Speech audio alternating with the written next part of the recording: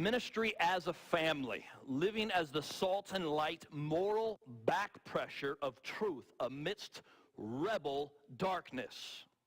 Within the context of affirming that our families live in the midst of a spiritual war zone, Dr. Timothy Paul Jones declared in the book Trained in the Fear of God, Family Ministry in his theological, historical, and practical perspective, he says this, that what you do for God beyond your home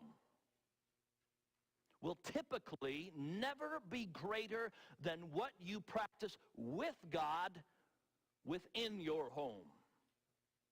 And Michael Wilder, later in the same research, he says this. He says that developing globally minded missional families that are living on mission in Christ, it's a goal that every church and every Christian family should share. This will not happen by accident.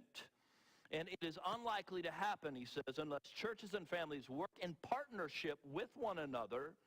God designed families to be missional, and God has blessed your family, regardless of your season of life, so that children yet unborn and nations yet unknown would ascribe glory to their Redeemer and King.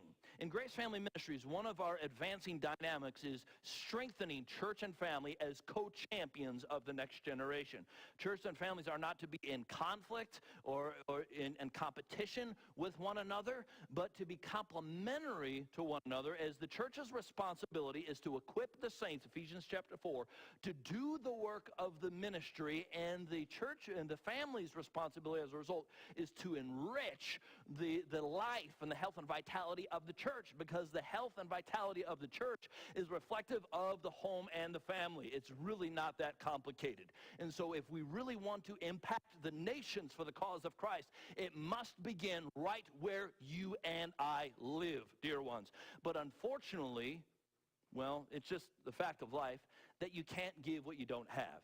For example, in Deuteronomy chapter 6, where Israel's coming out of Egypt, and as the children of the true and living God, the nation of Israel, according to God's covenants of promise during the prophetic program, his plan and purpose was to reach the nations through the channel of blessing of the nation of Israel. And that's, incidentally, has always been God's heart, to call out from the nations a people. That's really the definition of missions, is to call out from the nations a people who will worship him as their only God.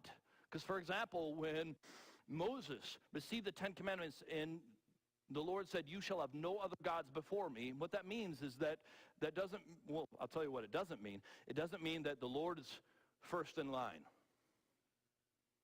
and you got all of your other gods and pagan idols in the back of the line. No, the essence there is that there are no other gods in my presence. He's a jealous God. He will not share his glory. He's a holy God, just as we sang. He will not share his glory with another. And so, in other words, advancing the cause of Christ to the ends of the earth, dear ones, begins right at home. And so as we